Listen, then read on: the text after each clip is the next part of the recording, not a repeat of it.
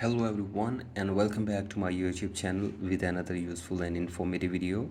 So guys, in this video I'm going to show you how to lock Facebook profile in 2026.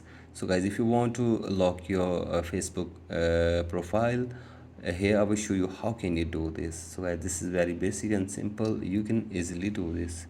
So guys, first of all, open your Facebook and then go to your profile or your profile picture, and then tap on three dots button from here,